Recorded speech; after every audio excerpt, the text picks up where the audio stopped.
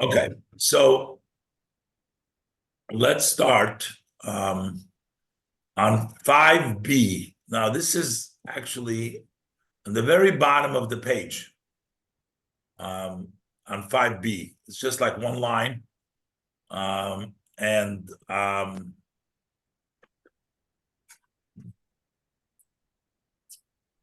this is only connected to the previous Gemara because a pasuk that they darshan, they expounded a verse. So based on that expounded verse, the Gemara brings down the pasuk over here to explain. Today it's interesting. Today, people like to stump the rabbi to ask a question, and maybe the rabbi won't have what to answer. But the Gemara tells us something just the opposite about the conduct of this student. The Gemara brings down that Rav Yanai Habalei Hahu Talmido. Rav Yanai had a student, the Chol Yoima have a makshe lay, who would ask him every question. Every day he would ask him questions. He'd always have questions for him.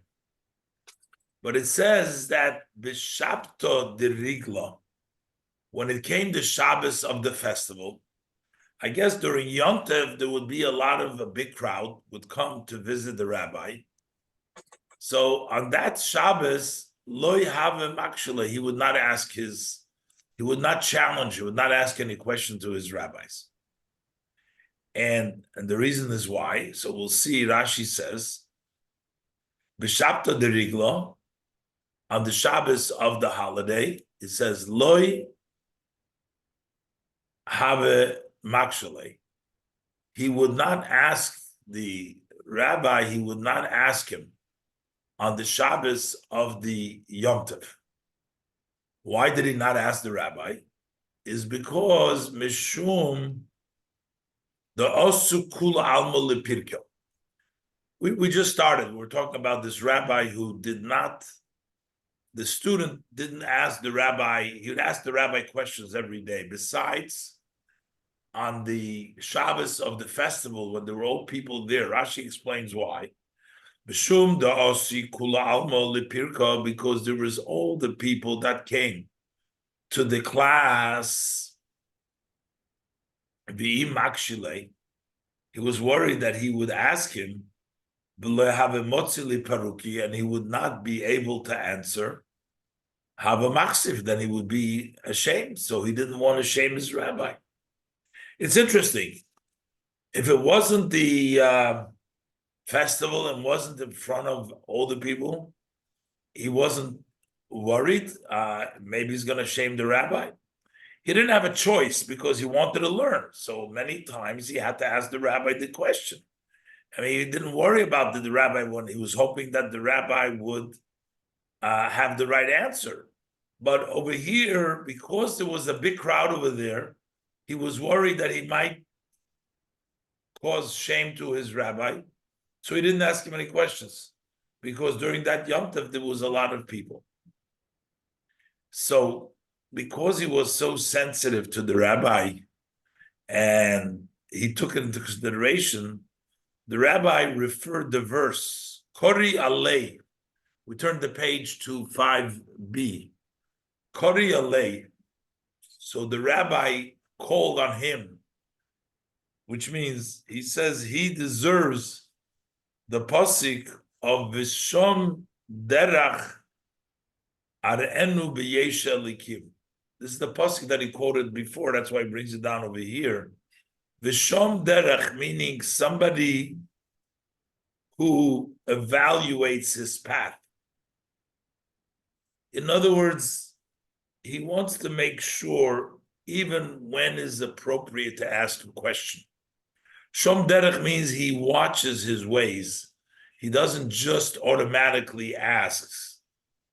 As Rashi Arenu B'Yesha Lekim, he gets to see in the salvation of Hashem, gets rewarded for that. Kori Olei V'Sham Derech, so he called upon him the verse V'Sham Derech, which means Shemechashev B'Shois, he calculates the hours. Eze Mehen Lahakshus, when is the time? He calculates the times. Which is the time to ask? Eze Mehem Shalei Lahakshus, when not to ask. So the fact that he was sensitive enough, and the fact that he didn't want to ask a question, and the fact that he didn't want to put his rabbi, he referred to him this pasuk, the person who is careful with his ways. Okay. Tanu Rabbanan. So the Gemara quotes now a brisa.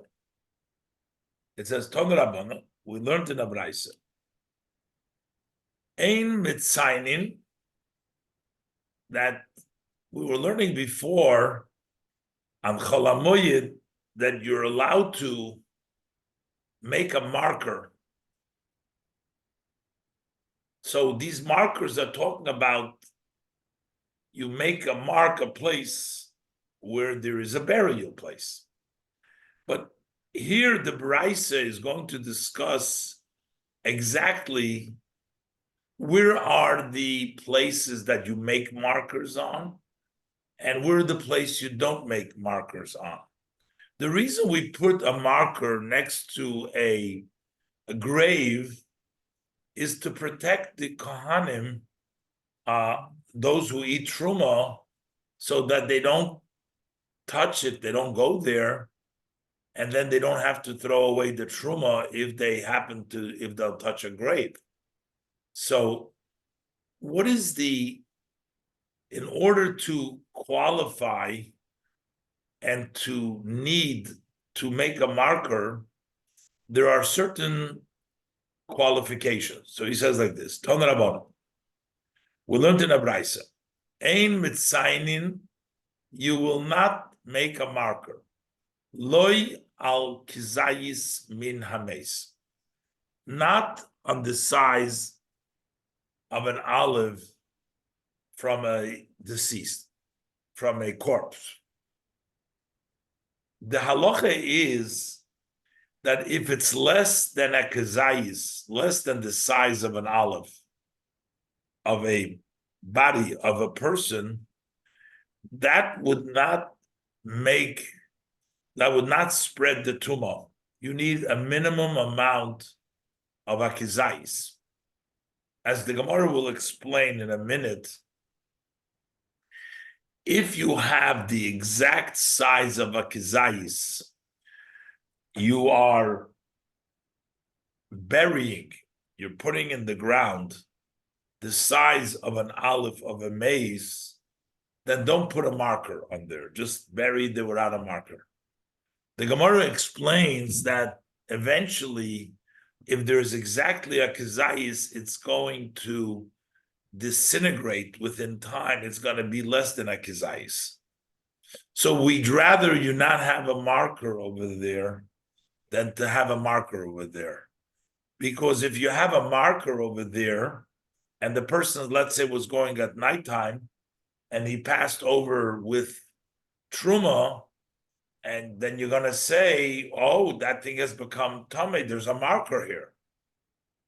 But it's not really tamei, because once it's lying in the ground. Let's wait that the Gemara is going to explain it's disintegrated, become less than the kizayis. Okay, so let's go weiter. So loy al kizayis min hameis, not on the exact size of an olive of a deceased, of the flesh of the body of the mace, and also veloy al etzem kisoira, and also not on a piece of bone, which is the size of a barley. The size of the flesh of the mess is a kizai, size of an olive. the size of a bone of a mace is like the size of a barley. But over there too, if it's exactly a barley, we know it's going to disintegrate and it's going to become less, as we'll see in the Gemara. And further, v'loy al davar she'enoi metame be'oil, not on an item which could not be metame in an oil. An oil means if the tumah is under a roof, then anything that is under the roof becomes tummy. The issue why we need a marker is because we worry that if you pass over wherever the tumah is, and you pass over and you are sort of hovering as an oil over it, then you will become tummy, because of course you're not touching the tumah. The tumah is in the ground. It's only if the cover would spread the tumah. So the Gemara is going to articulate, but he says not an item that would not make tomei in a tent, then you don't have to mark it, because that thing would not make you tomei regardless. It wouldn't make you tomei. So those are the items, basically, that you would not make a marker for. So first of all, if it's exact size of an olive of flesh of the mace, if it's an exact size of a barley on the bone of the mace, and not for anything that would not be metame in the oil, would not cause the tumah to spread in the oil. So now the Mishnah, the Brisa continues further. Avo mitzainin, but you would make a marker al hashedra, on the spine. Usually, the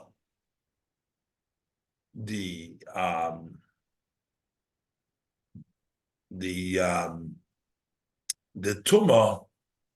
Let's look at Rashi. The spine. Spine is one bone. Avo mitzainin al hashedra, on the spine.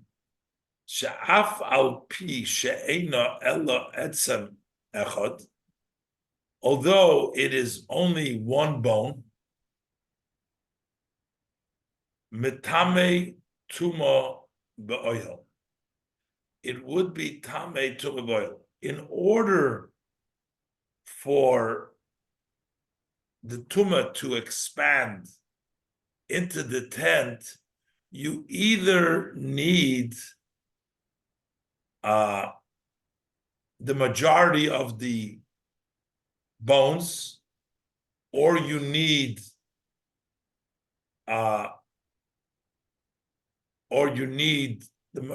either the majority of the bones of the body in order for the tumah to expand into the tent. You need either the majority of all the bones. I'm not sure how many bones there are, but if you have the number of bones, the majority of the bones, then it would become tummy. Or you have the majority of the structure of the body, even though it's not the majority of the bones, you would still expand the tumah into the house. But the spine, because it's a main part of the body, that would in of itself be metame in the oil. Let's do again. Avo mitzainin ala shedra, you would make a marker if you buried this spine, because over there, if you made a tent over it, you would still make the tumah there. Sha'af al pi she'eina ella etzem echad, although this is just one bone, it's the spine is one bone. Metame tumah boil. The spine that makes the tumah b'oil. So if you're burying a spine, we don't want to go over it because that would carry the tumah. Also, v'al hagul goylus, the skull. Skull is another important part of the body, and that would also expand the tumah to the entire tent. Another would be al roiv binyan. The majority, if you have a lot of bones that make up the most of the structure of the body. Rashi says, roiv binyan, what does it mean? The majority of the building. It's not the majority of the bones, but it's the bones that make up a majority of the body. As Rashi brings down, roiv binyan, kegoin, for example, atzomos gedolos. For example, the big bones, kegoin kulios. What is kulios exactly? I think that that's the by the feet. I think kulios is when that's the by the leg. I'm not sure exactly. Let me see. What is kulios?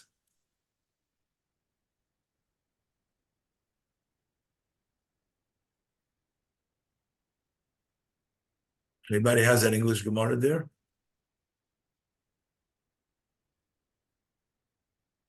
Nope.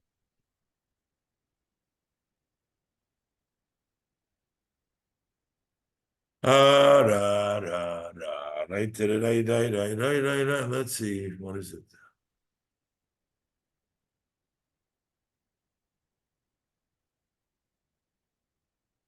Okay, whatever. We'll look it up later. But anyways, that's considered to be a big bones. It may not be a lot of bones, but it's still a big bone. It's a bone that covers a big part of the body. These are all parts of the body which would become tame if they were in a house. So if you're burying it in the ground and you're worried about that you're going to hover over it, so then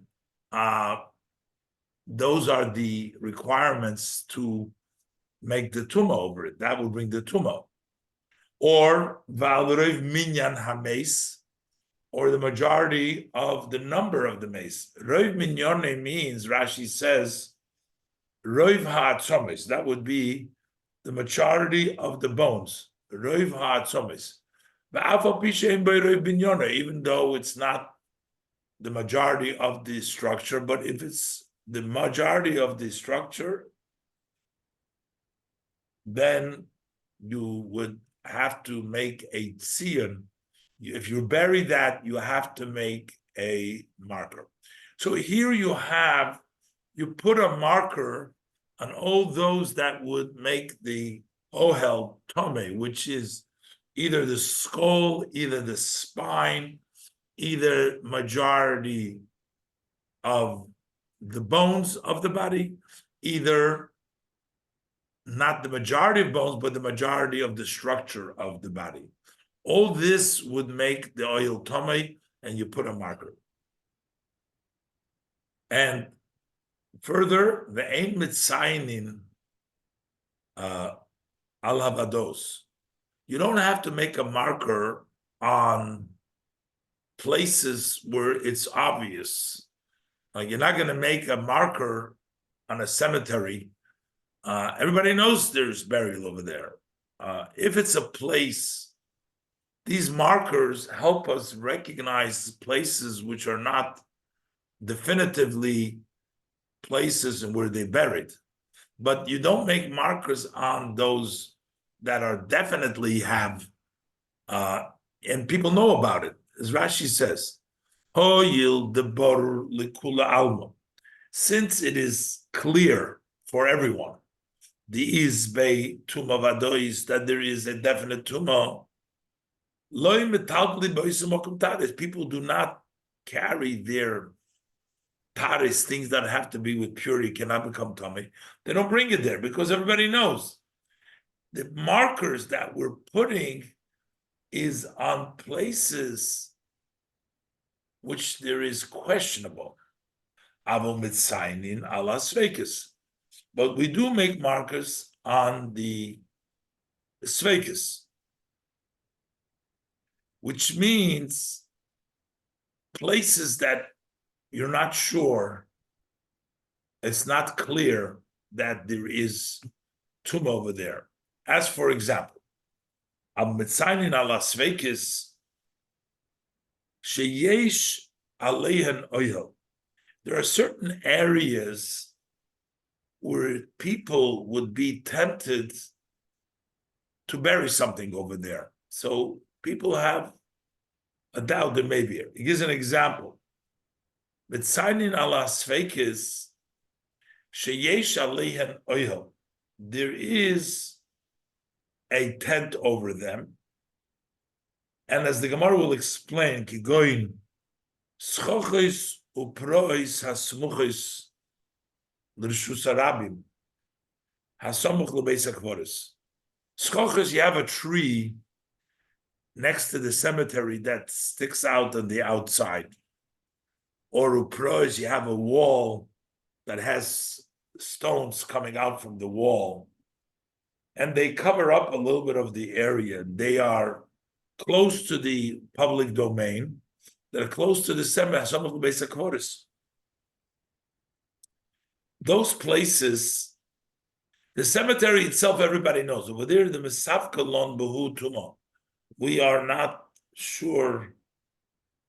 Maybe there's Tuma there because someone, instead of going into the cemetery, found a covered area, found a place, and maybe he buries it over there. And Rashi explains the kivum the yesh aleim oyel, since there is a cover, there's a tent over them. Regilim ligboir shom b'mokum tsunua. People are accustomed to bury there because it's a hidden place. It's a side away. It's not in the open. So over there, you will make a marker to tell people not to go. But in an open place, like over there, people don't put away. We don't. We won't suspect. So therefore, you don't have to be making a marker over there. What are the areas that are doubt? So the Braise explains, the following are the places where we're not sure, is schochis, as the Gemara was asked, where a tree is schach, hovers over. Ufrois is going to say where the there is stones that is sticking out. Ubeis hapras. We'll see what a beis hapras is. A beis hapras is a place which there once was a grave there, and then we don't see it anymore. It was either plowed away. We'll see in the Gemara in a minute. As Rashi says, schokes uprois ubeis hapras mefarish lekamon. This will be explained later on in the Gemara. So those are the places that you would put these markers. But the aim, so if you come to a place like that, you put a marker to show that this is a place where there is a possible tumah. But the ain mamnidim tzion b'mokim tumah. You don't make a marker on the tumah itself. If you want to mark tumah, you don't want to mark it on the tumah, because by the time the Kohen will see it, he'll be on the tumah. Because then in order not to destroy the taharis, because if he's going to reach the place where the tumah is, he's going to have to burn the tumah because there's a marker there. Don't put the marker on the place of the tumah. Let's see Rashi. Ein mamidin hatzion al hatuma sheloi lahafsi taris. So in order not to lose the taris, sheim hatuma mamish tachas hatzion.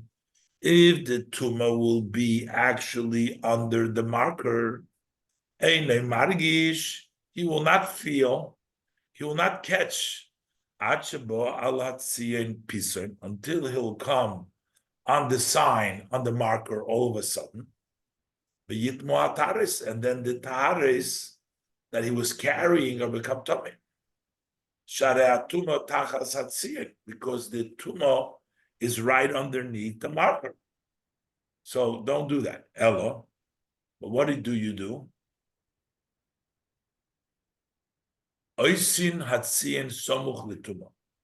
You make the marker close to the tumah, berochit kolshu, a little bit, a small distance.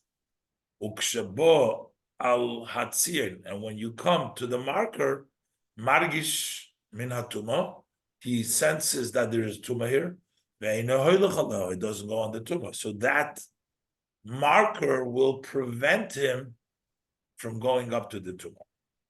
Stops him from going to the tumah. So on one hand, we don't want you to put the marker right on the tumah, but a little bit away of the tumah to get a warning so that you don't touch the tumah and make the taharis tumah. But on the other hand, just a little bit, ve'ein marchikin tzion memokim tumah. We also don't distant the marker from the place of tumah. Don't push it away too far, because from the spot of the tzion, the person isn't going to walk. If you're pushing away far from the tzion, then it turns out that you're taking away land of Eretz Yisrael. You're not allowing him to go up to is not that much space. You're taking away the land of Eretz Yisrael. Shaloi lahafsi des Eretz Yisrael. So as not to lose part of Eretz Yisrael. Rashi explains, Shaloi lahafsi des Eretz Yisrael. When the person sees there's a marker there, so you immediately he stops. He's separate, doesn't go. So basically, you took a chunk of Eretz Yisrael that technically is not Tomei yet, because the marker should be further because the caver is further, but you stop the person from going further. V'nimtzo Eretz Yisrael b'tumah shaloi l'tzoyrach. It turns out that Eretz Yisrael is in tumah unnecessarily. Why did you have to extend it so far? You didn't have to make it so far. So that's why we say don't put it on top so you don't become tummy. Don't put it too far so you don't increase the area that you can't walk to. Just put it very close to it. This is the Brisa. Now the Gemara is going to question the Brisa. So here we said that a kizayis, exactly, you don't have to make a marker because it won't make you tummy. And the Gemara wonders, but we know that a kizayis does make you tummy. Frag the Gemara, o kizayis min hameis einoi metame be'oil? Does a kizayis of a mace not metame in the oil? How could we say that? Doesn't seem reasonable. We have a Mishnah the opposite. Because the Mishnah says ein mitzainin al kizayis min hameis, that we don't make a marker for a size of an olive of a mace. And not on any item that does not make tummy oil. That seems to tell us that a kizayis is not metame oil, but that's wrong. What we learned in the Mishnah Eilu shemitamim ba'oil. It says the following are mitamin the oil, and it says very clearly, kizayis min hames. The size of the olive of a mace would make you tummy. So how come you're saying a kizayis min hames? You don't make it tziyun. Amar Papa says in Papa, hocho b'kizayis mitzumtzom askina. We're talking about the size of an olive exactly the size of an olive is what we're dealing with. The soif mixer chaser.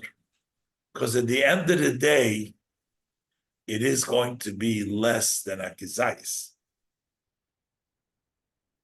And because we know that it's going to be less than a kizayis, we don't want you to make the marker over there. What's going to happen? So Omar Papa says Papa Rashi. The truth is that the size of an olive does make the oil tummy. This that we learned in the Brisa, that you're not going to make a marker if is bekizayis mitzumtzum askina. We're talking about there's an exact size of an olive. The mechser chosor bekarka. When it's in the ground, it's going to be missing. It's going to diminish. It's going to become less. Ulahochi ein mitzayim. For that reason, we do not mark it because it's going to be less than a kazais. So, what's the point? So Rashi, the Gemara explains. Mutav yisrafu olav trumo v'kadoshim lefisha.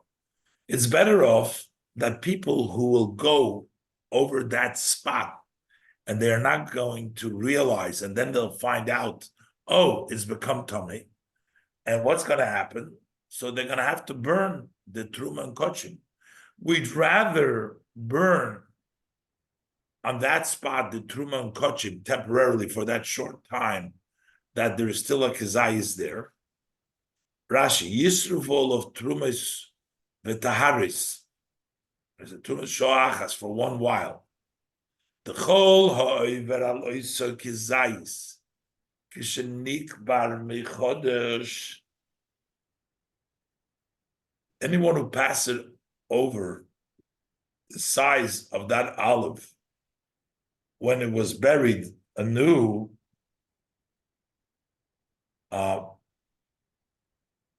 in other words, as soon as you bury it, it still has the kizayis. And a person that passes over when it's just new and it has the kizayis, then you're going to burn the taris, you're going to have to burn because he went over the tumah. Because at that point it hasn't yet been diminished. It's still a kizayis. So we'd rather do that rather than having a marker there. And from this point on, anytime a person is accidentally going to go over, you're going to say it's tummy, but he's not really tummy because there's no really kizayis.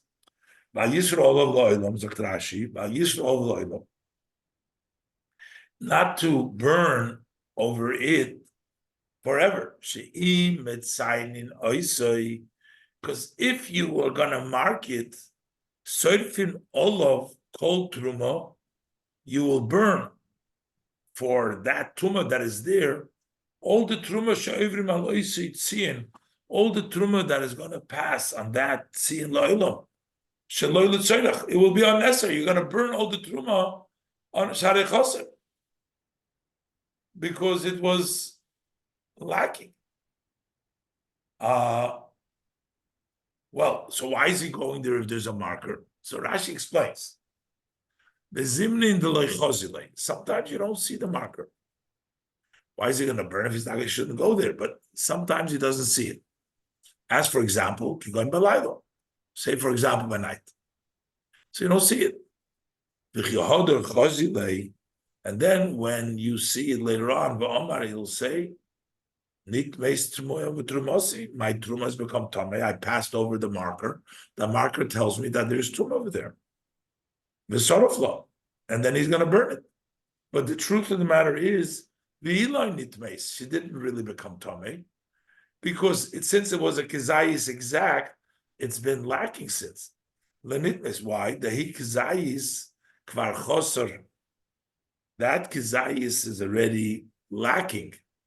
Okay, so that's why we're gonna be burning unnecessarily forever because it passed over a marker.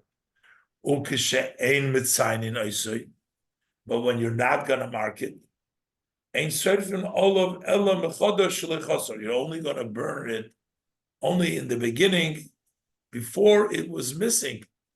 Okay, so it has a kizayis. So we'd rather have you burn for that moment, for the beginning, when there has a kizayis once, rather than making you burn it forever because it has a marker and you think that there is a tomb underneath.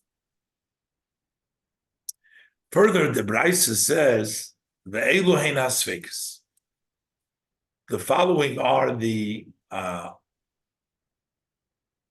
questions where you have a doubt that maybe there is a tumor there. Schoches uprois. Those are schach and prois. What is schoches? So the Gemara, Elon hamesich al haaretz. There is a tree that is covered over the ground. And what is the suffix? Elon hamesich al haaretz. V'tuma tachas noif echod. The tumor is under one branch. Ve'ena yedeya tachas eisei noif, and you don't know which branch it's under. Oisetziin, so you make a mark under that branch in which there is that place where a person is gonna question whether there's tumor there or not. What is prois? Prois of the Gemara, that's avonim. Prois hayotzim min hageder. Those are stone that are revealed, that stick out from the fence. You have a wall. There's a wall over there. Some of the rocks are protruding. They're revealed. Instead of cemented in, they're revealed. So they provide sort of a cover next to the fence.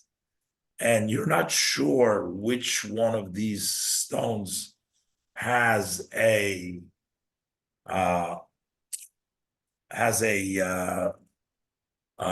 something underneath. There are two underneath there. That's where you mark. What is Beis HaPras? It's Kidetnan, like we learned in the Mishnah. What is the Beis HaPras, the other place? HaChodesh es HaKever. If one has a grave in the field and he goes over with the plow and plows that grave, Harehu oise beis hapras. He makes it a half. A house of a pras means a piece. He makes it a beis hapras. Rashi says beis hapras chetzi, half. Rashi says, what does it mean? Mane.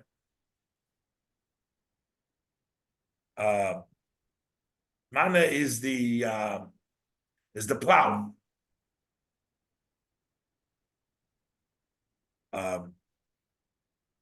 think the word, I think it's read as chatzi mana, a half of a plow, which is telem echot shel meya amo.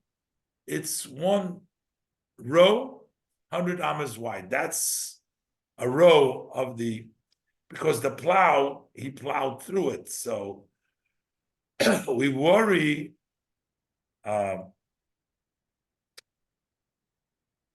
mean, it would seem to me, I think that the word mana is actually the whole, because what the plow went over the grave. So we worry about that, and that 100 amas, maybe he dragged along pieces of bones or pieces of the body that he plowed through. But in any event, that's one row of 100 amas.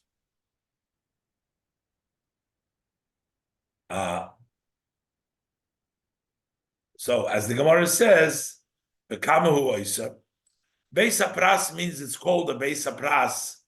It's a place where there is a portion, a part of it.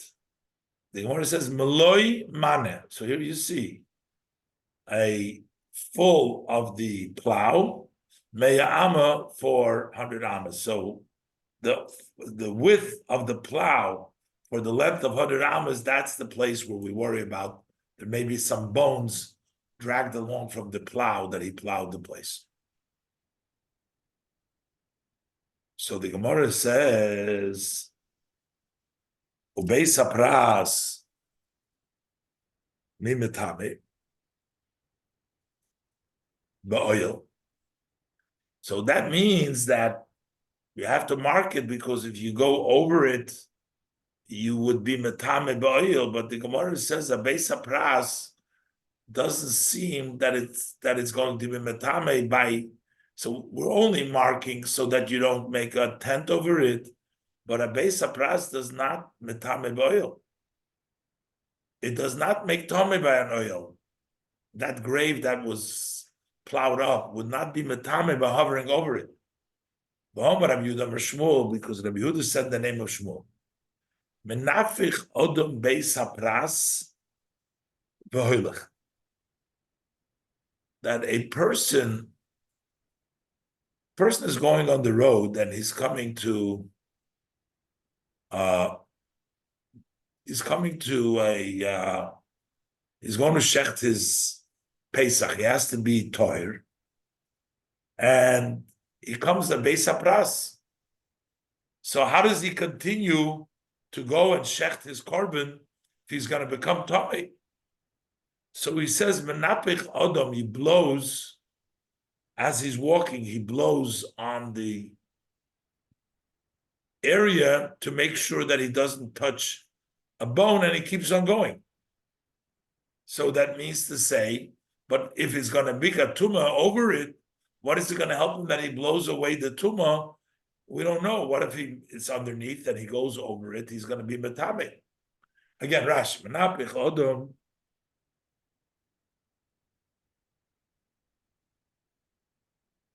Hoilich lishchait Pesach, one who's going to shecht his korban Pesach. The im yesh etzem kisoire hametamed behesed. So if there will be a bone the size of a barley, I mean, that's when we talked about the size of a barley, that's when you touch it. When we're talking before by the bones, that's talking in the oil. But if there is the size of a bone, the size of a barley, it's metamet by stepping on it or picking it up. But if you blow it, mispazet beruach, that scatters in the wind. V'oisa Pesach, b'beis hapras, ozulay. And he makes the Pesach while in the Beis Hapras, and it works for him. But the metame ba'oil, but if it metame ba'oil, heichi ozil alayu, how can he go over them? It should be metame. Okay, so we're actually going to leave it over here because I'm running out of time over here. And we'll continue the discussion later on.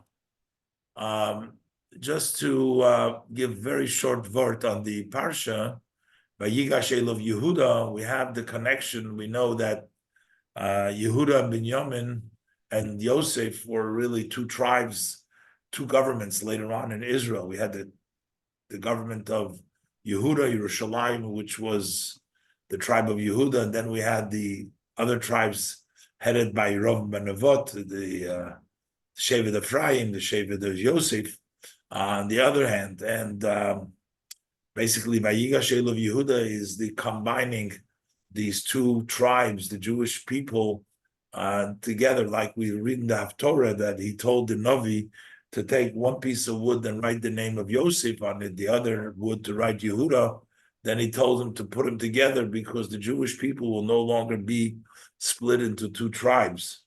And that's also connected to Asar B'Tevis, the fast, when we fast for the destruction of the Beis HaMikdash, in which the Pasuk says that these days of fasting, when Mashiach comes, will be turned around to days of holidays.